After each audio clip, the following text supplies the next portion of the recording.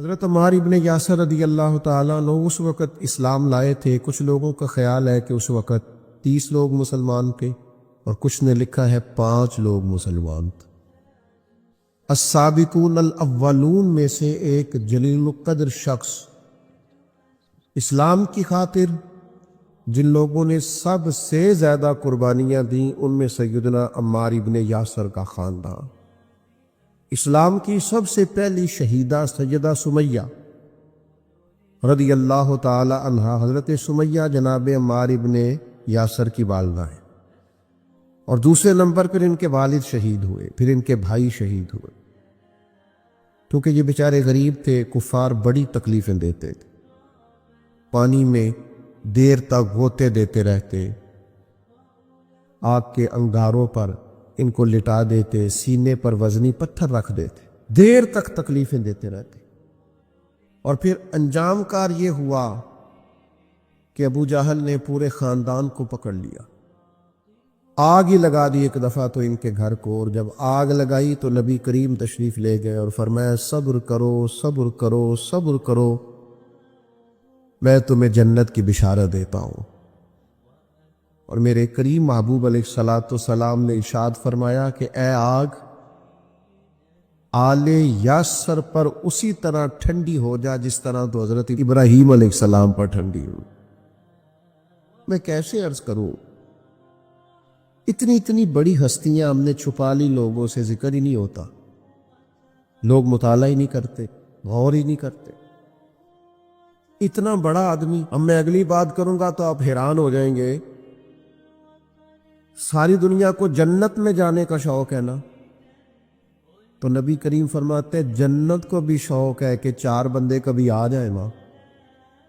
حضور کون سے؟ فرمایا ایک علی بن ابی طالب، ایک سیدنا مقداد، ایک حضرت سلمان فارسی، اور چوتھے سیدنا عمار ابن یاسر۔ جنت کو شوق ہے کہ کبھی آ جائے نا، تر دامنی پہ شیخ ہماری نہ جائیے، ہم دامن نچوڑ دے تو فرشتے وضو کریں۔ اتنے بڑے لوگ کہ جنت کا شوق ہے، جنت کا، جنت کہتی ہے مالک ان کو بھیجنا، کیسے لوگ ہوں گے؟ حضرت خالد ابن ولید فرماتے کسی وجہ سے نا میری ناراضگی ہو گئی، حضرت عمار ابن یاسر کے ساتھ تلخ کلامی ہو گئی، تو میں نے ڈانٹ دیا۔ حضرت عمار ابن یاسر نے کریم محبوب علیہ السلام کے حضور میری شکایت کر دی۔ فرماتے میں حاضر بارگاہ ہوا، محبوب نے گردن مبارک جھکا رکھی تھی، جیسے ہی مجھے باریابی ہوئی سلام عرض کیا تو محبوب نے نگاہ اٹھائی، پوچھا نہیں۔ اس پوری روایت میں یہ نہیں ملے گا کہ حضور نے پوچھا ہو کہ بات کیا ہوئی تھی۔ نبی پاک نے فرمایا خالد ایک بات یاد رکھنا، جس نے میرے عمار سے بغض رکھا نا اسے اللہ کی دشمنی مول لینی پڑے گی۔ اللہ کی دشمنی، اتنا بڑا آدمی کہ ان کی ناراضگی رب کی ناراضگی بن گئی۔ لیکن ملنگوں تلنگوں باباؤں کے اس منانے والی قوم، کوئی دن ایسا بھی تو آئے نا کہ ہمارے گھر میں سیدنا عمار ابن یاسر کے لیے کچھ دعا کا اہتمام ہو، کچھ ان کے لیے کسی چیز کا بندوبست ہوئے، کوئی ایسا دن بھی تو آئے نا سیدنا سلمان فارسی کی یاد منائی جائے، حضرت عبداللہ ابن عمر کا ذکر کیا جائے، حضرت عبداللہ ابن عباس کا ذکر کیا جائے۔ گلی گلی میں اس کا مخالف نہیں ہوں، لیکن یہ کہ ان کا بھی منا رہے ہو جن کا نہیں منانا چاہیے۔ ہر نکر میں دربار اور ہر گلی میں مزار اور ہر ایک کا عرس، نرنگیے سیاست دوران تو دیکھیے منزل انہیں ملی ہے جو شریک سفر نہ تھے، یہ اس رستے کے مسافر نہیں تھے، منزلوں پر پہنچ گئے۔ اور اتنا بڑا شخص جس کے بارے میں میرے کریم رسول فرمائے کہ اگر یہ ناراض ہو جائے تو رب بھی ناراض ہو جاتا ہے، اگر اس سے کسی نے عداوت رکھی تو اس نے اللہ کی دشمنی کو مول لیا۔ اتنا بڑا آدمی حضرت سیدنا عمار ابن یاسر، جو آیت میں نے قرآن مجید کی پڑھی ہے سورہ نحل سے، یہ بھی حضرت عمار ابن یاسر کے بارے میں نازل ہوئی۔ حضرت عمار ابن یاسر رضی اللہ تعالیٰ عنہ کے پورے خاندان کو کفار نے گھیر لیا، مارنا پیٹنا شروع کیا، آپ کو بھی، آپ کے بھائی کو بھی، آپ کی والدہ کو بھی، آپ کے والد کو بھی اتنا مارا کہ لہو لہان کر دیا، زخم پہ زخم کھا کے جی خونے جگر کے گھونٹ پی اور آہ نہ کر لبوں کو سی۔ یہ عشق ہے، کوئی دل لگی نہیں، یہ آزمائش حسن ہے۔ اگر کسی کو راہ خدا میں آئے، سیدنا عمار ابن یاسر کی والدہ کو اس طرح مارا کہ ان کی ایک ٹانگ ایک اونٹ کے ساتھ باندھ دی، دوسری کے ساتھ باندھ دی، اور پھر ان کو نیزے مارے حتیٰ کہ 2 حصوں میں کٹ گیا وجود، اور وہ باہمت خاتون درد سہتے سہتے اپنے رب کے حضور حاضر ہو گئی۔ پھر ان کے والد کو شہید کیا، کس کے لیے، کس کے نام پر، کس وجہ سے؟ پھر ان کے بھائی کو شہید کیا۔ پھر جناب عمار ابن یاسر وہ سخت صدمے میں تھے، پھر ان کو مار رہے تھے، پھر ان کو مجبور کیا کلمات کفر کہنے کے لیے، ان کے منہ سے نکل گئے، انہوں نے ایسے کلمات کہہ دیے جو معاذ اللہ کفریہ تھے۔ اب اتنا زد و کوب ہوا، تکلیف دی، بول دیا انہوں نے، لوگ دوڑے گئے نبی کریم کی بارگاہ میں، عمار تو معاذ اللہ کافر ہو گئے۔ بات بتانے والے نے تو بات بتا دی، پر جو جواب آیا وہ بڑا نرالا تھا کہ حضور اس نے کفر کیا ہے۔ محبوب فرمانے لگے خاموش ہو جا، عمار سر سے لے کر پاؤں تک ایمان ہی ایمان ہے۔ فرمایا ایمان تو اس کے خون کے اندر، اس کے وجود کے اندر، اس کے لہو کے اندر، جسم کے اندر سرایت کر گیا ہے ایمان، اور جس کے سینے میں، گوشت میں، لہو میں سرایت کر جائے وہ کیسے کافر ہو سکتا ہے؟ لیکن چونکہ انہوں نے مجبوراً یہ کہا تھا، پھر وہ خود دوڑے ہوئے آئے، عرض کی یا رسول اللہ پتہ نہیں کیا حال کر دیا کہ میرے منہ سے کلمات نکل گئے۔ محبوب فرمانے لگے تو کلمات کی چھوڑ، دل کی بتا، دل کی بتا، تیرے دل کی کیفیت کیا ہے؟ عرض کی یا رسول اللہ دل تو ہر لمحے کے لیے ایمان پر مطمئن ہے۔ تو محبوب نے فرمایا کوئی بات نہیں، پھر جان بچانے کے لیے ایسا کرنا پڑے تو حرج ہے، کوئی ڈٹ جائے نہ کفر کرے تو اعلیٰ شہید ہے، لیکن اپنی جان بچانے کے لیے کسی نے مجبور ہو کر صرف زبان سے یہ کلمات کہہ دیے تو حرج ہے۔ حضرت عمار کا مسئلہ تھا نا، ایک ایماندار کا مسئلہ تھا نا، اور بندہ وہ ہے جس کی رضا رب کی رضا، جس کی ناراضگی رب کی ناراضگی۔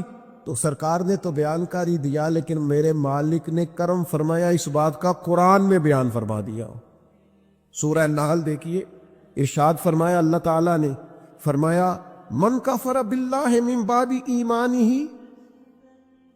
جو بھی اللہ کے ساتھ کفر کرے ایمان لانے کے بعد، الا من اکرہ، مگر وہ جو مجبور کیا جائے، وقلبہ مطمئن بالایمان، لیکن اس کا دل ایمان پر مطمئن ہو، مطمئن بالایمان، دل ایمان پر مطمئن ہو، لیکن مجبور کر دیا جائے اللہ کے ساتھ کفر کرنے پر، تو اس بندے پر کوئی حرج ہے؟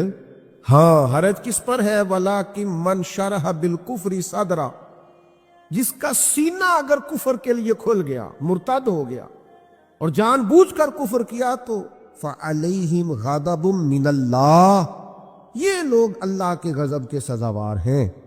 اور فرمایا وَلَهُمْ عَذَابٌ عَظِيمٌ، ان کے لیے بہت بڑا عذاب ہے۔ لیکن جو مجبور کیا جائے، معنی کیا ہے؟ اس آیت کا معنی کیا ہے؟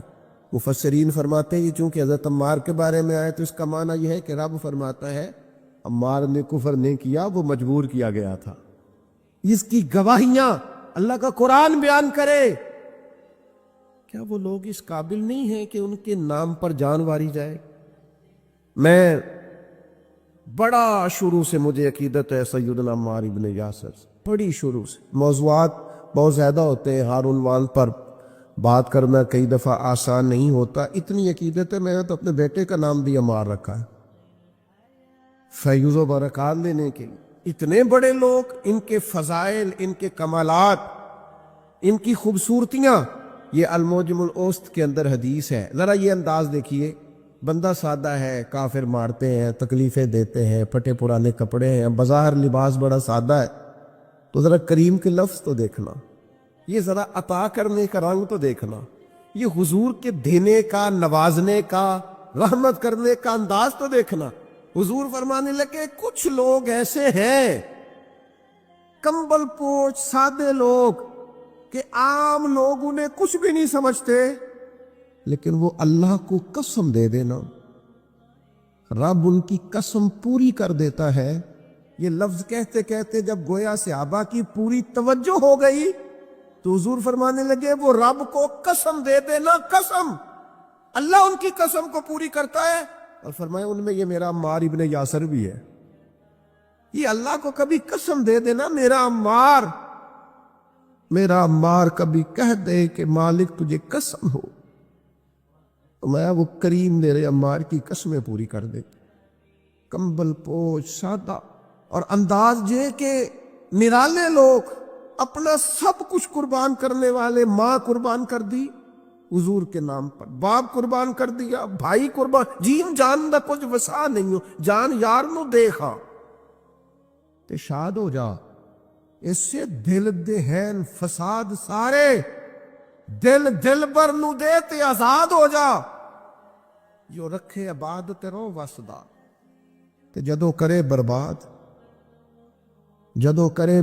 ہو دو برباد ہو جا۔ مارو مینو مار مکاؤ، کوئی عذر نہ پیش لے آواں، جے سونا ہی میرے دکھ وچ راضی، جے سونا ہی میرے، ماں چلی گئی، باپ چلا گیا، بھائی چلا گیا، وطن چھوڑ کے مدینے آ گئے، جے سونا ہی میرے دکھ وچ راضی تے سکھ نو چلے ڈاواں۔ اس سکھ کا کیا کرنا ہے؟ جس سکھ میں اللہ رسول نے کہا تیرے لیے دکھ بہتر ہے تو بس ٹھیک ہے، سے ثبوت نہ پوچھو میں تھو، نظر کرم کد ہوئی، اے میں جانا یا دل بر جانے، اے غیر نہ جانے کوئی، یہ تو راز کی بات ہے۔ فرمایا یہ ہے وہ عمار، یہ کبھی قسم دے دے تو اللہ قسم بھی پوری کر دیتا ہے۔ اور پھر دلیر آدمی، پتہ کتنی عمر پائی ہے؟ کچھ نے لکھا 91 سال، کچھ نے لکھا 93 سال، کچھ نے لکھا 94 سال، اور آخری وقت بھی لڑتے ہوئے شہادت ہی قبول کی ہے۔ ہاں، عشق سچا ہو تو رب بڑھاپے میں بھی جوانی دے دیتا ہے۔ 94 سال کا بزرگ کیا اتنی ہمت رکھا کرتے ہیں کہ وہ میدانوں میں نکلے؟ لیکن جناب عمار ابن یاسر آخری دم تک جنگ یمامہ میں گئے، ختم نبوت کے محاذ پر جہاد کرنے۔ جنگ یمامہ میں کچھ کھلبلی مچ گئی، کچھ لوگ ادھر ادھر ہٹنے لگے تو حضرت عمار ابن یاسر دوڑ کے پہاڑی پہ چڑھ گئے۔ وہ کہا کدھر جا رہے ہو سارے؟ ادھر آؤ، میں عمار ابن یاسر ہوں، میدان چھوڑ کے نہیں جانا، واپس آؤ۔ لوگوں کو ان کی بات سے ڈھارس ہوئی، فرمایا آؤ سارے مل کے حملہ کرتے ہیں، اللہ اسلام کو فتح عطا فرمائے گا۔ اس جنگ میں ان کا ایک کان کٹ گیا، کہ کافر نے تلوار ماری تو ایک کان کٹ گیا۔ ایک شخص نے تانا دیا۔ میں اپنے دوستوں سے اکثر کہتا ہوں کبھی تانوں کا مزہ بنا لو نا۔ یہ کوئی بندہ کہو مولوی صاحب تو کسی وجہ سے کہہ رہا ہے داڑھی کی سنت ہے تے جے کر یار دے نام دا ملے میڑا، انہوں چولی پا لئیے پنجے سٹیے نا۔ بھئی آپ کہے 100 بسم اللہ جی 10 دفعہ کو حاضر ہے، کبھی نہیں، ایک موقع پر بھی پریشان نہیں ہونا۔ آپ کو اس کے نام کا تانا ملے تو صحیح، اس کا تو مزہ ہی بڑا ہے، اس کا سرور ہے، آپ لے کر تو دیکھیں، مزہ بڑا ہے۔ ہمارے بزرگ تھے، استاد تھے، لوگ کہتے تھے ڈاڈے بڑے ہیں، تو ہم کبھی ان کے ساتھ گزرتے تھے یا وہاں سے ہو کے آتے تھے تو لوگ تانے دیتے تھے، آپ یقین کریں مزے کی بات ہے، وہ تانا دیتے تھے ہمارا دل ٹھنڈا ہوتا تھا۔ اسی کہنے سے تو ہمیں پتہ ہی نہیں، ہاں تو انہوں پتہ ہی نہیں کیا کہا تھا درویش نے، تے پوچھو نا انہوں جنہیں پیتی آ، پھر انہوں تے کی بیتی آ جنہ اج وچکارے توڑ دیتی، جئی نیتی جئی نہ نیتی آ۔ کہ تو اس سے پوچھ جسے اس درد کی لذت کا پتہ ہے، اس کے ذائقے کا جسے پتہ اس سے بات کر۔ ایک خاتون کا میں تذکرہ پڑھ رہا تھا، اس کا بیٹا اپنی اماں سے اکثر کہا میں تو میرے پیچھے ہی پیری نہیں، ہر ویلے ہے کھا لے، کڑتا پا لے، جراباں کی تنگ کیتا ہے تو کسی دی زندگی ایڈی اوکھی نہیں کری دے۔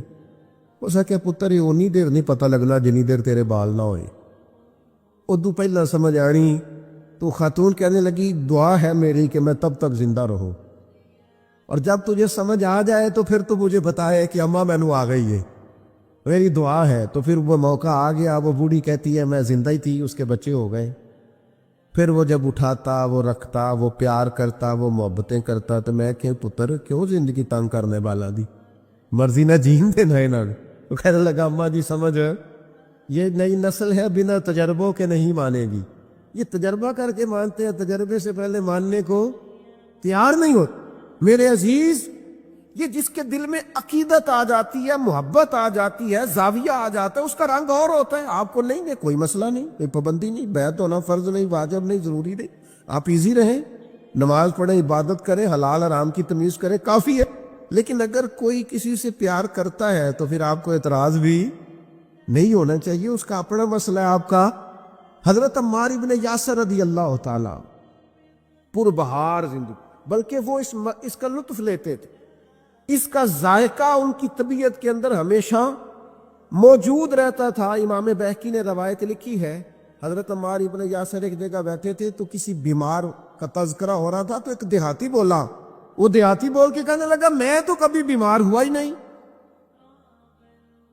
تو حضرت عمار ابن یاسر کہنے لگے پھر تو ہم میں سے نہیں ہے، اس لیے کہ رب تو جس سے محبت کرتا ہے اسے آزماتا ہے، تو تجھے آزمایا ہی نہیں، تو کبھی بیمار ہی نہیں ہوا، تو کبھی تکلیف سے ہی نہیں ہوا۔ فرمایا رب جس سے پیار کرے اسے آزماتا ہے، پر اس کے گناہ یوں جھڑتے ہیں جیسے پت جھڑ میں درختوں کے پتے جھڑا کرتے۔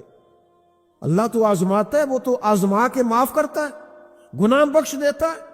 حضرت عمار ابن یاسر رضی اللہ تعالیٰ عنہ، ان کا اپنا فقر، ان کا اپنا تقوی، ان کی اپنی خوبصورتی، تو وہ میں بتا رہا تھا کہ ان کا کان کٹ گیا جنگ میں، تو کسی شخص نے ان کو تانا دیا، کان کٹے والے۔ آپ فرمانے لگے او بھائی تو نے تانا دیا، ہمیں مزہ آیا، جب تک کان سلامت تھا اتنا پیار نہیں تھا، جب سے یہ اللہ رسول کے رستے میں کٹ گیا ہے سب سے زیادہ پیارا ہی یہ کان لگتا ہے، اس لیے کہ جائیداد کے قبضے میں تو نہیں نہ کٹا، یہ کوئی روزی روٹی کمانے کے چکر میں تو نہیں نہ کٹا، یہ کر یار دے نام دا ملے میڑا، انہوں چولی پا لئیے پنجے سوٹیے نہ اس کے نام پہ کٹا ہے، تو میں تو اس کا مزہ ہی بڑا لیتا ہوں، مجھے تو سب سے زیادہ پیارا یہ لگتا ہے۔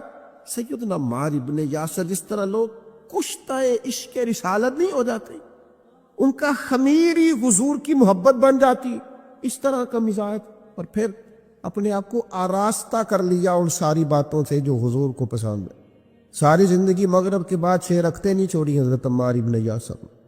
اوابین ہمیشہ پڑھی۔ کسی نے کہا کیوں پڑھتے ہو؟ کہا میرے نبی کریم نے مجھ سے فرمایا جو مغرب کے بعد 6 رکعتیں پڑھے اس کے گناہ سمندر کے جھاگ کے برابر بھی ہوں تو اللہ معاف کر دے گا۔ جہاں جہاں محبوب نے توجہ دلائی، ان لوگوں کا کوئی خمیری ایسا تھا وہ پوری طرح اس جگہ پہ مضبوط ہو گئے۔ ایک آدمی نے کہا میرا مکان دیکھ جائیں، تشریف لے گئے، مکان بڑا عالیشان تھا، بڑی دعائیں فرمائی، بڑی محبت کی اس شخص کے لیے، بڑی آپ کے اچھے جذبات کا اظہار کیا، لیکن تھوڑی دیر کے لیے چپ کر گئے۔ کہنے لگا حضور چپ کیوں کیے؟ فرمانے لگے تمہیں بتانا چاہتا ہوں مکان پیارا تو بڑا ہے، پر ایک دن یہ چھوڑ کے جانا ہے، یہ ہمیشہ رہنے والا او پیا دس دیا قبراں جنہاں تے پھول پے، ادھروں کوئی بھی نہیں آؤندا، ادھروں تے لکھاں گئے، ایک دن اسے چھوڑ کے۔ ایسے موقع پر توجہ دلائی، آخرت کی طرف ذوق بنایا کہ ہر شخص کا دل نرم ہو۔ مکان پیارا ہے، خوبصورت ہے، دیواریں اعلیٰ ہیں، اس کی چھت مضبوط ہے، اس میں رہنا خوب ہے، لیکن یہ ہمیشہ کے لیے، ہمیشہ کا گھر تو کوئی اور ہے، پکا ڈیرا تو کوئی اور ہے، کسی اور وطن کے باسی ہے، یہ وطن چھوڑ کے جانا، اصلی رستے پہ جا کے اصلی مقام پہ وقت گزارنا، یہ عارضی ہے، مستقل نہیں ہے، تھوڑے وقت کے لیے، جز وقتی ہے، کل وقتی۔ یہ مزاج تھا سیدنا عمار ابن یاسر رضی اللہ تعالیٰ عنہ کا۔ 21 مہینے تک کوفے کے گورنر بھی رہے حضرت عمار ابن یاسر، حضرت عمر فاروق نے بنایا تھا۔ 21 ماہ کے بعد حضرت عمر نے بندہ بدل دیا، فرمایا فلاں آپ کی جگہ جائے۔ حضرت عمر نے بلا کے کہا میں نے کچھ حکمتوں کے تحت آپ کو تبدیل کیا ہے، تو آپ ناراض تو نہیں؟ تو یہ فقیر لوگ جو ہوتے ہیں ان کا فقر بڑا پکا ہوتا ہے۔ یہ جو لوگ تقوی والے ہوتے ہیں نا، ان کے دل کی کیفیت عہدوں سے، پیسوں سے، خوشامدوں سے جڑی نہیں ہوتی۔ سیدنا عمر کی بارگاہ میں عرض کرنے لگے، کہنے لگے امیر المومنین میں وہی عمار ابن یاسر ہوں، جب آپ نے گورنر بنایا تھا پھر بھی کوئی فرق نہیں پڑا تھا، کوئی خاص خوشی نہیں ہوئی تھی، ذمہ داری تھی، اور جب اتر گیا ہوں تو فرق پھر بھی کوئی نہیں پڑا۔ آسی کسے دے کچھ بھی نہیں لگ دے، نہ کوئی ساڈا تردی، کوئی فرق نہیں، بن گئے تب بھی مسئلہ کوئی نہیں، اتر گئے تب بھی مسئلہ۔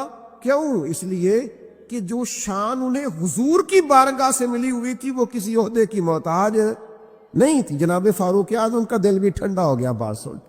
حضرت عمار ابن یاسر، اور پھر ایک اور ان کے اندر عادت تھی، یہ آج کی میری گفتگو کا آپ نے یہ ایک حصہ ضرور یاد رکھنا، حضرت عمار ابن یاسر جیسے جلیل القدر آدمی سے یہ ضرور آپ نے بات سیکھنی ہے۔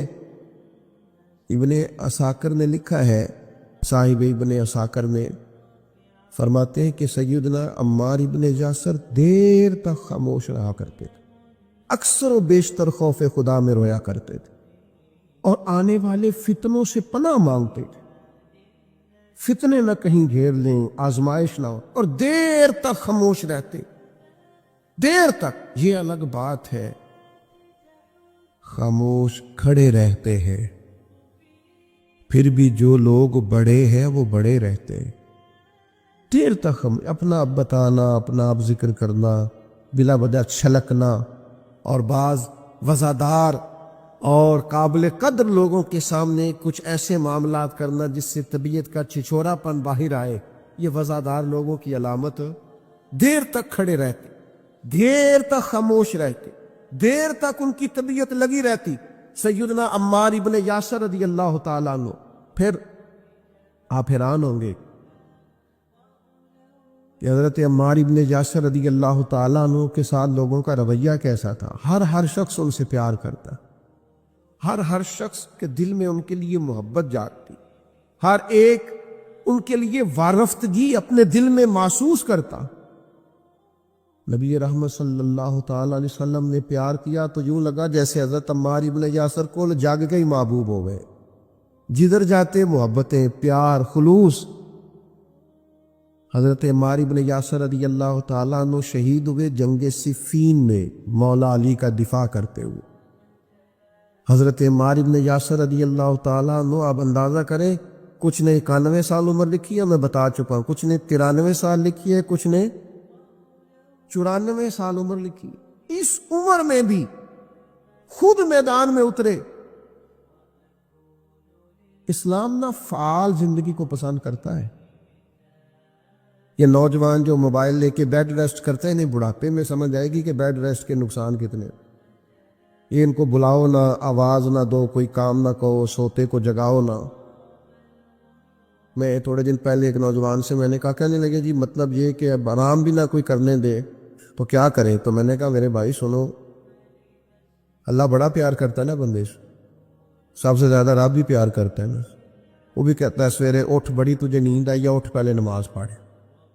اور آواز کیا آتی ہے مسجد سے؟ الصلاۃ خیر من النوم، نماز نیند سے۔ اللہ پیار کرتا ہے نا، تو پھر آپ کی فلسفے کے مطابق تو رب کو کہنا چاہیے تھا آرام کر، لیکن وہ کہتا ہے اٹھ کوئی کام کر، وضو کر، پھر ظہر پڑھ، پھر عصر پڑھ، پھر مغرب، پھر عشاء، پھر روزے، پھر حج، جد و جہد، ہمت، کوشش۔ جو لوگ وی آئی پی جاتے ہیں نا حج کرنے کے لیے، بڑے مہنگے ہوٹل میں رہتے ہیں، کھانا کا بعد کوئی نہیں جاتا ان کے کمرے میں، حالہ تو وہی پڑتا ہے۔ ایک ہی صف میں کھڑے ہو گئے، محمود و یاز، نہ کوئی بندہ رہا، نہ کوئی بندہ نواز، فعال زندگی گزارے، سست نہیں، کاہلی نہیں، یہاں بیٹھ گئے، وہاں لیٹ گئے، وہاں موبائل لیا ہوا ہے، مجھے تنگ نہ کرنا۔ آپ کام کریں گے زندگی میں، آپ انقلاب لائیں گے۔ جو چلتا ہوتا ہے نا، چلتا، وہ پانی پاک ہوتا ہے، اور جو ٹھہر جائے وہ پاک نہیں رہتا۔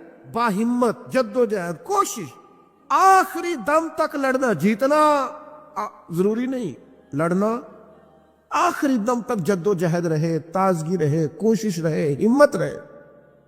میں نے آپ کو اپنے حضرت صاحب قبلہ عالم رحمۃ اللہ علیہ کی بات سنائی تھی، میرے اسا فرمایا کرتے تھے زمین کے اوپر کام، نیچے جا کے آرام، اوپر کام کرے، محنت کرے، وہ جاگنا ہے جاگ لے افلاک کے سائے تلے، پھر حشر تک سوتا رہے گا خاک کے سائے تلے۔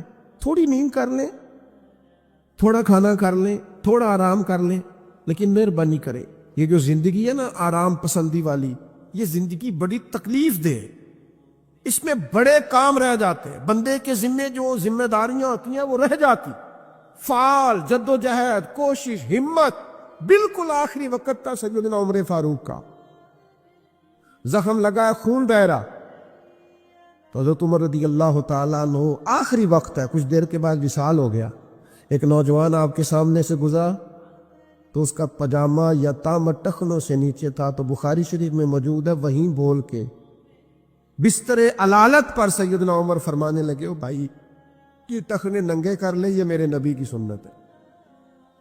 اس وقت تک یعنی لے سجنا سا توڑ ہی نہیں بھائی، قبر تک جانے تک ان لوگوں نے تبلیغ دین کا، اشاعت دین کا، پیغام دین کا فریضہ سر انجام دیا۔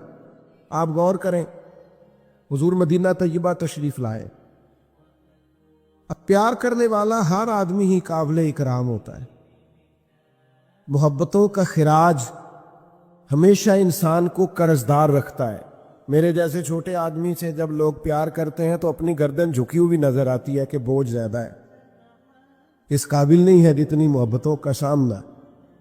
تو اب سب محبت کرنے والوں کی دل جوئی کرنا، ان کے معیار پر پورا اترنا، ان کے معاملات کو دیکھنا، یہ آسان کام نہیں ہوتا۔ کسی درویش نے کہا تھا میں دوست تھوڑے بناتا ہوں، اس لیے کہ دوست زیادہ ہوں تو حقوق بھی زیادہ ہوتے ہیں، تو میں اتنی وسعت نہیں رکھتا کہ میں سب کے حق ادا کر سکوں۔ نبی پاک علیہ السلام مدینہ طیبہ تشریف لائے تو ہر آدمی کی خواہش ہے حضور میرے گھر آئیں، حضور میرے گھر آئیں، اور جو بھی وہاں عرض گزار ہے اور پیغام دے رہا ہے، سب کے سینے بھی کھلے ہوئے ہیں، دل بھی کھلے ہوئے ہیں، آنکھیں پلکیں فرش راہ کیے ہوئے، ہر آدمی منتظر ہے کہ محبوب میرے گھر میں اب بڑا امتحان ہے، کس طرح کر کے سب کی چاہتوں کا جواب دیا جائے۔ تو یہ ذرا دیکھیے اس امی لقبی محبوب کی حکمت اور دانائی۔ محبوب فرمانے لگے بھی میری جو اونٹنی ہے نا یہ معمور من اللہ ہے، میں گویا خود نہیں فیصلہ کرتا میں نے کہاں جانا ہے، جہاں اونٹنی بیٹھ جائے گی میں مہمان بن جاؤں گا۔ انداز دیکھیے، نبی پاک علیہ الصلوۃ والسلام نے نا اونٹنی کی لگامیں اس کی گردن پر ڈال دی، اب وہ اونٹنی چلتی جا رہی ہے، تھوڑی آگے جا کے ایک جگہ وہ بیٹھ گئی، لیکن اس کے بیٹھتے ہی حضور اترے نہیں، محبوب بیٹھے رہے۔ ابھی سرکار کی اونٹنی پوری طرح بیٹھی نہیں تھی، پھر اٹھ کے کھڑی ہو گئی، اور تھوڑا سا آگے چلنے کے بعد حضرت ابو ایوب انصاری کے دروازے کے سامنے بیٹھ گئی، اور وہ اس طرح بیٹھی کہ اس طرح جم کے بیٹھی کہ اس نے اپنی گردن بھی بچھا دی۔ جب اطمینان سے اونٹنی بیٹھ گئی، نبی کریم اترے، جناب ابو ایوب انصاری رضی اللہ تعالیٰ عنہ کے گھر میں جلوہ فراز ہوئے۔ یہ وہ دانائی تھی میرے کریم محبوب کی، وہ حکمت تھی کہ کسی محبت کرنے والے کو اعتراض کیا ہونا تھا، سب کا قربان ہونے کو دل کر رہا تھا۔ ہمارے ہاں تو 4 بچے ہوتے ہیں اور ہم کسی ایسی دانائی کا مظاہرہ ہی نہیں کرتے کہ ان کے اندر برابری کر سکیں، ہم اس سمجھ بوجھ کا لحاظ ہی نہیں کرتے۔ ہمارے ایک استاد تھے تو وہ اکثر کہا کرتے تھے، جن کو پڑھانے کی ڈیوٹی لگاتے ان سے کہا کرتے تھے کسی طالب علم سے چڑ نہ جانا ہو، اسکول کے، کالج کے، مدرسے کے کسی بچے سے چڑ نہ جانا، تم اگر کسی سے چڑ گئے تو اس کا مستقبل خراب ہو جائے گا، اس لیے کہ تم ذاتی اناد پال لو گے، بچہ بڑا لائق ہے لیکن تمہارا فرما بردار نہیں، تم چڑ گئے ہو، تم بات بات پہ ڈانٹتے ہو، بالآخر وہ ساری تباہی ہو گئی، بدگمان ہو گیا۔ نبی پاک علیہ الصلوۃ والسلام امی ہیں، لیکن یہ میرے محبوب کی نبوت کی اعلیٰ دلیل ہے کہ اللہ تعالیٰ نے محبوب کو حکمت، تدبر، دانائی، ہم دانا نہیں ہوتے، شعور نہیں رکھتے، فہم و فراست کا وہ عارف رومی کہتے ہیں کہ ایک شخص بادشاہ تھا، اس نے خواب دیکھا، خواب میں دیکھا کہ اس کے سارے دانت ٹوٹ گئے۔ اس نے ایک معبر کو بلایا، تعبیر کرانے والے کو، اس سے کہا اس کی تعبیر کیا ہے؟ اس نے کہا جناب اس کی تعبیر یہ ہے کہ آپ کے سارے رشتہ دار آپ کی زندگی میں فوت ہو جائیں گے۔ اب وہ بادشاہ اتنا ناراض ہوا، اس نے وہ تعبیر کرنے والا بھی قتل کروا دیا۔ اس نے کہا وہ بھی کوئی زندگی ہے جس میں نہ بھائی ہو، نہ بہن ہو، نہ بچے ہو، نہ بیوی ہو، نہ ماں ہو، نہ باپ ہو، مروا دیا۔ ایک اور آدمی تعبیر کرنے والا تھا پر وہ دانا بھی تھا، اس کو بلایا اور بلا کر بادشاہ نے کہا میں نے خواب دیکھا ہے، خواب میں میرے سارے دانت ٹوٹ گئے، تعبیر بتائے۔ تو کہنے لگا بادشاہ مبارک ہو، اس کی تعبیر یہ ہے کہ اللہ تعالیٰ خاندان میں سب سے لمبی عمر آپ کو عطا فرمائے گا۔ بادشاہ نے اسے انعام دیا، کہا تو جیتا رہ، کیا تو نے بات کی ہے، اب میری بات کو سمجھیے گا۔ تعبیر اس نے بھی وہی بتائی ہے جو پہلے والے نے بتائی، لیکن پہلے والے نے کہا تیرے سارے رشتہ دار تیری زندگی میں فوت ہو جائیں گے، اس نے اسے بھی مروا دیا۔ بات اس نے بھی وہی کی ہے، لیکن بات گرچہ بے سلیقہ ہو کلیم، پر بات کرنے کو سلیقہ چاہیے۔ آپ بے سلیقہ بات بھی کریں پر سلیقے سے تو کریں، کوئی لہجہ ہی نہیں، حکمت ہی نہیں، کوئی دانائی نہیں۔ دوسرے نے کہا اللہ تعالیٰ آپ کو سب سے لمبی عمر عطا کرے گا، تو بات پھر بھی وہی ہے کہ باقی سارے چلے جائیں گے اور آپ موجود ہوں گے، لیکن اس میں دانائی ہے نا، حکمت ہے نا، فتح مکہ کا موقع تھا۔ عجیب حالات درپیش ہوئے۔ اسلام کا جھنڈا حضرت سعد ابن عبادہ رضی اللہ تعالیٰ عنہ کے پاس تھا، بڑے عظیم صحابی۔ بدر کے موقع پر جس آدمی نے اپنے جذبات سے ماحول گرما دیا وہ حضرت سعد بن عبادہ، ہمیشہ اگلی صفوں میں مجاہدوں کی رہنے والے، مال خرچ کرنے والے، نڈار آدمی، لیکن جھنڈا ان کے ہاتھ میں تھا۔ حالات کچھ اس طرح کے پیدا ہوئے کہ بعض لوگوں نے مطالبہ کیا ان سے جھنڈا لیا جائے، اور کوئی معقول وجہ نہیں تھی، لیکن بعض اوقات نا حالات ایسے بن جاتے ہیں۔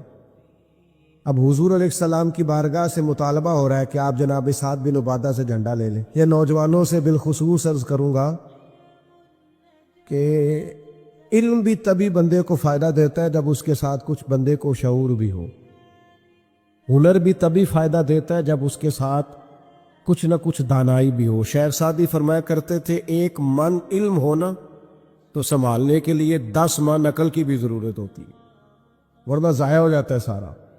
دانائی، تدبر، یہ دیکھیے امی لقبی محبوب سے ہم نے دانائی سیکھنی ہے، تدبر سیکھنا ہے، فہم و فراست سیکھنی ہے۔ زندگی میں شعور کس کو کہتے ہیں یہ حضور ہمیں سکھائیں۔ کہ جناب حضرت سعد بن عبادہ کو اتارنا ہے۔ اب بڑے بڑے دانا صحابہ کہہ رہے تھے یا رسول اللہ کوئی ایسی بات نہیں ہے، حالات اس طرح کے ہیں، کیسے یہ فیصلہ کریں؟ حضور نے فرمایا کوئی مشکل نہیں، اتار دیتے، بدل دیتے ہیں، ان سے منصب لے لیتے ہیں۔ یا رسول اللہ یہ آسان نہیں ہے، کیسے؟ فرمایا ابھی دیکھنا تم، یہ اللہ تعالیٰ نے میرے محبوب کو حکمت کی خزانوں کی کنجیاں عطا فرمائی۔ نبی کریم علیہ السلام نے فرمایا سعد بن عبادہ جھنڈا دے دیں آپ واپس، اب آپ لشکر کے علم بردار نہیں رہے۔ انہوں نے بوجھل ہاتھوں سے جھنڈا تھما ہوا تھا، پریشان تھے کہ کوئی ایسی بات نہیں۔ جب حضور نے کہا دیں تو وہ غلام تھے، سانو قید سجن دا گہنا ہے، وہ جینجے رکھے ایسا اونج رہنا ہے۔ انہوں نے اسی وقت جھنڈا تھما دیا، خوش ہو کے تھما دیا۔ لیکن یہ میرے محبوب کی حکمت ہے، محبوب نے جناب سعد بن عبادہ سے جھنڈا لیا اور قریب ان کے جوان بیٹے کھڑے تھے، محبوب نے جھنڈا انہیں دے دیا۔ فرمایا کمان تیرے ہاتھ میں ہے۔ باپ کا قد اس وقت 10 فٹ زمین سے اونچا ہو جاتا ہے جب اس کا بیٹا اس کی جگہ پہ بیٹھ جاتا ہے۔ وہ کہتا ہے میری فکر گئی، میں اب بے فکر ہوں۔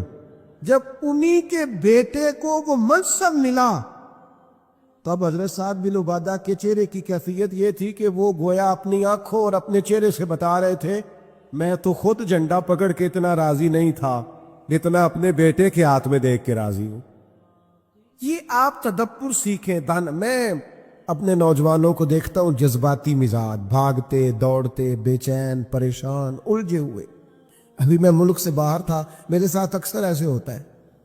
بیرون ملک جو لوگ ہوتے ہیں نا، وہ زیادہ پریشان ہوتے ہیں پاکستان کے حالات کو لے کر، وہ زیادہ خبریں دیکھتے ہیں۔ ایک صاحب مجھ سے کہنے لگے پاکستان کے حالات، میں نے کہا بالکل ٹھیک ہے، یہ اتار چڑھاؤ ہے، زندگی کے ساتھ چلتا ہے، بے چینی نہیں، بے قراری نہیں، الجھاؤ نہیں، ہر وقت کا اضطراب نہیں، دانائی، تدبر، حکمت، معاملہ فہمی، یہ ہمیں ہمارے رسول پاک نے عطا فرمائی۔ آپ اپنی زندگی کو سلیقے سے گزاریں، قیمتی بنائیں۔ آپ اپنے وجود سے بڑا کام لے سکتے ہیں، لیکن کیا ہے، دانائی نہیں ہے، جذباتی مزاج، اور جذباتی پن ہماری طبیعتوں کا حصہ ہے۔ جذباتی فیصلے، جذباتی باتیں۔ ہمارے دیہاتوں میں چودھری فیصلہ کس کے حق میں کرتے ہیں؟ جو پہلے آ جائے، وہ سچا ہے یا جھوٹا ہے، پہلے گیا ہے، بس انہیں مینوں پہلا آکھیا تسی تے آئے ہی نہیں، اسی بات میں فیصلہ دے دیا۔ دانائی، تدبر، یہ رسول اللہ صلی اللہ علیہ وسلم نے ہمیں سکھایا۔ امی لقبی ہے حضور۔ اور دوسری بات، انسان کے پاس جو سب سے قیمتی چیز ہوتی ہے نا، وہ اس کا کردار ہوتا ہے۔ آپ نے زندگی میں نقوش کیا چھوڑے؟ آپ جہاں رکے، جہاں بیٹھے، یہ ایسا تو نہیں زندگی میں کہ یہ 10 دوست پرانے، یہ 10 دوست آج کل کے ہیں اور ان کے درمیان بھی غیبتیں جاری ہیں، بس کام ختم ہونے کے قریب ہے، اور پھر اس کے بعد اور کوئی 4 دوست ہم تلاش کریں گے۔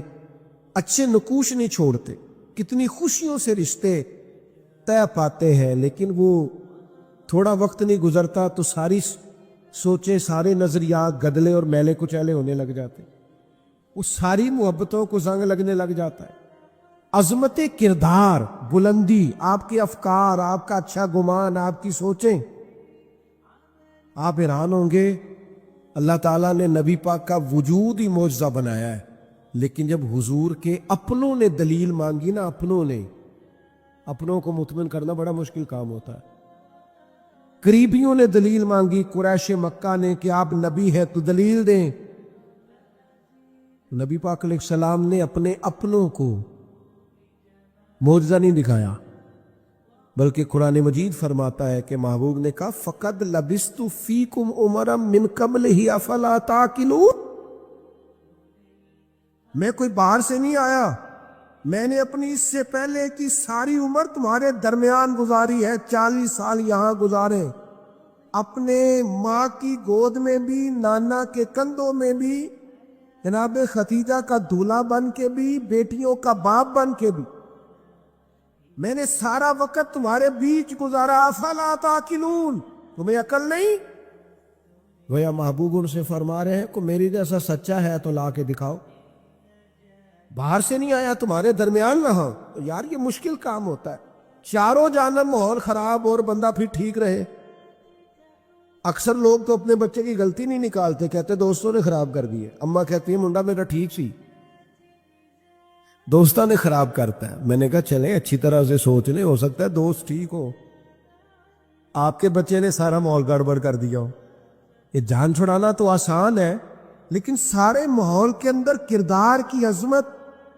جب نبی پاک علیہ السلام نے مختلف بادشاہوں کو خطوط لکھے نا، اسلام قبول کر لو، تو کیسر روم کو بھی خط لکھا۔ کیسر سیانا آدمی تھا۔ سیانے لوگ جو ہوتے ہیں وہ زمینی حقائق دیکھتے ہیں، جذباتی فیصلے نہیں کرتے، وہ معاملہ فہم ہوتے ہیں۔ آج کل جس طرح میں اور آپ ہیں نا تصویروں کے اندر زندگی گزار رہے ہیں، لائکس، ویوز، کمنٹس، اسی پر زندہ ہیں۔ لوگ ان پر وقت نہیں گزارتے، اس سمجھدار لوگ۔ کیسر روم کے پاس میرے محبوب کا خط گیا، اس نے فوراً نہیں فیصلہ کیا، کہنے لگا کوئی، ورنہ بہت سارے ایسے بدبخت بھی تھے معاذ اللہ جنہوں نے حملے کی تیاری شروع کر دی، ہمیں خط لکھا ہے اسلام قبول کرو ہم حملہ کریں گے، لیکن یہ سیانا آدمی تھا۔ اس نے لوگوں سے کہا یہاں اگر کوئی سردار آیا ہوا ہو نا، مکے کا، تجارت کی غرض سے سردار آیا کر دے، کوئی سردار آیا ہوا ہو تو میری ملاقات کراؤ۔ جناب ابو سفیان ابھی مسلمان نہیں ہوئے تھے، اور ہر جنگ میں قریش مکہ کی لیڈ وہ کرتے تھے، وہ ان دنوں وہاں گئے ہوئے تھے تجارت کی غرض سے بلا لیا. اب کیسر نے سامنے کھڑا کیا. بخاری شریف سے لے کر کتب سیرت میں تمام جگہ کتب احادیث میں آپ کو الفاظ کے اختلاف کے ساتھ لیکن مفہوم ایک ہی یہ روایت ملے گی. کیسر نے سوال کرنے شروع کیے جناب ابو سفیان سے. پہلے پوچھا آپ کون ہے؟ کہا میں سردار ہوں. کوئی رشتہ؟ کہنے لگے جس محبوب نے آپ کو خط لکھا ہے میں رشتے میں چچا ہوتا ہوں. کہنے لگے بتائیے اس محبوب نے دعویٰ نبوت کیا ہے، ان کے خاندان میں ماضی قریب میں کسی اور نے بھی کیا ہے؟ کہا نہیں. کہا کوئی بادشاہ گزرا ہو ان کے خاندان میں؟ قریب کا کوئی نہیں. کہا یہ بتائیے ان کے ماننے والے امیر ہیں کہ غریب؟ تو ابو سفیان کہنے لگا ماڑے بندے. میں آپ مجھ سے ناراض نہ ہوئیے گا لیکن محفل میلاد میں بھی ماڑے بندے آتے ہیں. سیاسی سماجی لوگ بھی آتے ہیں کسی سے ادھاری ٹوپی لے کے. ان کا خیال ہوتا ہے چلو میلاد کی محفل کی بھی قیادت جلدی سے ہم لے لیں، جلوس بھی جلدی سے قبضہ کر لیں، کل کو ان لوگوں کو پاس بھی جانا ہے الیکشن کے دنوں میں. لیکن غریب لوگ. پر ہمارا حال یہ ہوتا ہے کہ جس کو 35 سال ہو گئے فجر کی اذان پڑھتے وہ بیچارہ میلاد کی محفل کی بھی صدارت نہیں کر سکتا. وہاں بھی جن کے ہاتھوں میں نوٹوں کی دتیاں اچھی ہوں ان کی سیٹیں اگلی ہوتی ہیں. یہ ذوق ٹھیک نہیں. یہ اس محفل کے وقار کے حق میں نہیں. یہ بات یہ بڑی بلند و بالا محفل ہے، اس کا معیار اور ہونا چاہیے. پوچھا سردار نے ابو سفیان بتائیے ماننے والے کون ہیں؟ کہ غریب. میں یہ بتاؤ تمہاری کبھی ان سے جنگ بھی ہوئی ہے؟ کہا ہوئی ہے. نتیجہ کیا نکلا؟ کہا کبھی ہم فتح یاب ہوئے کبھی وہ. کہنے لگا اچھا یہ بتائیں ان کے ماننے والے گھٹ رہے ہیں بڑھ رہے ہیں؟ ابو سفیان کہنے لگا جی بڑھ تو روز بروز رہے ہیں اور نتیجہ خیز ہو رہی ہے دعوت. اس نے کہا اچھا یہ بتائیں جنہوں نے دعوی نبوت کیا ہے کیا کبھی انہوں نے جھوٹ بھی بولا ہے؟ ابو سفیان کہتے ہیں کہ میں 1 منٹ کے لیے سوچ میں مخالف تھا نا، مخالف رائے دے رہا تھا، لیکن میرے دل کے اندر سے آواز آئی معاذ اللہ میں انہیں جادوگر کہوں، شاعر کہوں، ساحر کہوں تو شاید کوئی شخص میری بات پر توجہ دے، پر نبی پاک نے جھوٹ بولا یہ تو مانے گا ہی کوئی نہیں. کہتے میں نے کہا بات بالکل سچی کرنی ہے. وہ میرے سامنے پیدا ہوئے، سامنے جوان ہوئے، سامنے ان کے بال سفید ہوئے، پر اس محبوب کی زبان سے جو بھی نکلتا ہے حق اور سچ ہی نکلتا ہے. میں کیسے آپ کو یہ بات عرض کروں کہ بغیر وجہ کے لوگ جھوٹ بولتے، ان کا کوئی فائدہ نہیں، کوئی دنیاوی نفع بھی نہیں، جان بوجھ کے ڈنگے مارتے ہیں بڑھ کے، کوئی لینا دینا ہی نہیں، بلا وجہ جھوٹ. یہ انسان کے کردار کو داغدار کر دیتا ہے. دنیا کے کسی بڑے تاجر پر ہاتھ رکھیے، بڑے سے بڑے بزنس مین پر، اس سے پوچھئے کہ تمہاری بزنس میں کامیابی کی وجہ کیا بنی؟ انویسٹمنٹ زیادہ کی تھی، پڑھے لکھے زیادہ تھے؟ آپ کو ہر بزنس مین کہے گا صرف اللہ نے میرا مارکیٹ میں اعتبار بنا دیا تھا. جس کا اعتبار مارکیٹ میں اچھا ہوتا ہے لوگ کہتے ہیں بندہ ٹھیک ہے، سچ بولتا ہے، اس کا کاروبار چلتا ہے. کبھی جھوٹ اور بددیانتی اور فریب سے بھی قومیں آگے بڑھی. ابو سفیان کہتے ہیں مجھ سے پوچھا، ایک سوال یہ بھی تھا ان سوالوں میں کہ خاندان کیسا ہے؟ تو میں نے کہا خاندان تو قریشی اور ہاشمی ہے، اعلیٰ خاندان محبوب کا. تو کہتے ہیں میں نے کہا بادشاہ کو نتیجہ ہی دے، اتنے تو نے سوال کیے. تو کہنے لگا نتیجہ تو نکل ہے. تم نے کہا ماننے والے غریب لوگ ہیں، تو نبیوں پر ہمیشہ پہلے غریب لوگ ہی مان لاتے ہیں.